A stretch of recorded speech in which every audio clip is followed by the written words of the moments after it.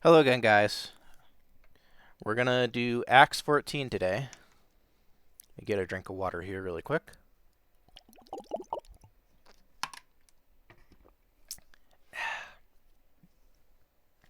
Let's begin. And it came to pass in Iconium that they went both together into the synagogue of the Jews, and so spake, that a great multitude both of the Jews and also of the Greeks believed. But the unbelieving Jews stirred up the Gentiles, and made their minds evil affected against the brethren. Long time, therefore, abode they speaking boldly in the Lord, which gave testimony unto the word of his grace, and granted signs and wonders to be done by their hands.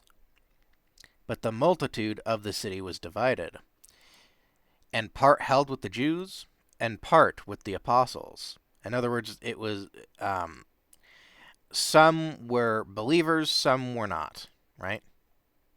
Half and half, basically. And when there was an assault made both of the Gentiles and also of the Jews with their rulers, to use them despitefully and to stone them, they were aware of it. They're aware of it, right? And fled unto Lystra, and Derbe, cities of like Lycaonia, and unto the region that lieth round about.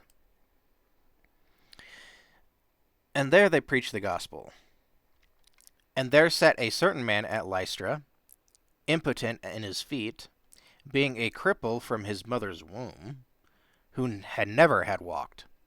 The same heard Paul speak, who steadfastly beholding him, and perceived that he had faith to be healed, said with a loud voice, Stand upright on thy feet.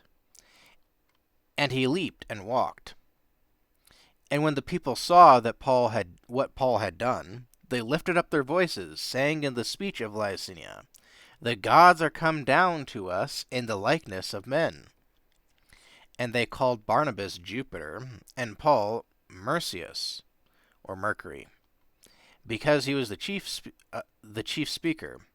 Then the priest of Jupiter, which was before in their city, brought oxen and garlands unto the gates, and would have done sacrifice with the people, which when the apostles, Barnabas and Paul, heard of, they rented their clothes, and ran in among the people, crying out, and saying, Sirs, why do ye these things?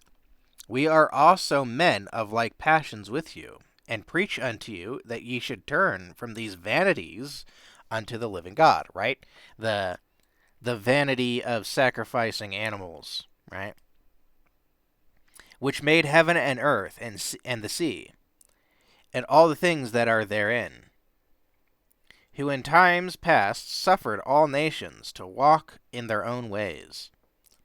Nevertheless, he left them not himself without witness, in that he did good, and gave us rain from heaven, and fruitful seasons, filling our hearts with food and gladness. And with these sayings scarce restrained they the people, that they had not done sacrifice unto them.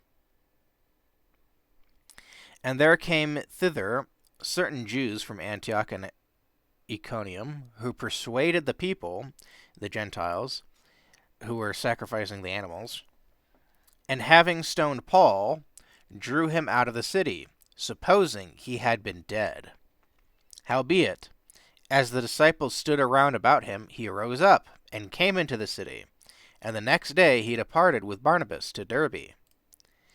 And when they had preached the gospel to that city, and had taught many, they returned again to Lystra, and to Iconium and Antioch, confirming the souls of the disciples, and exhorting them to continue in the faith, and that we must through much tribulation enter into the kingdom of God. And when they had ordained them elders in every church, and had prayed with fasting, they commended them to the Lord, on whom they believed. And after they had passed through Pisidia, they came to Pamphylia. And when they had preached the word in Perga, they went down into Italia.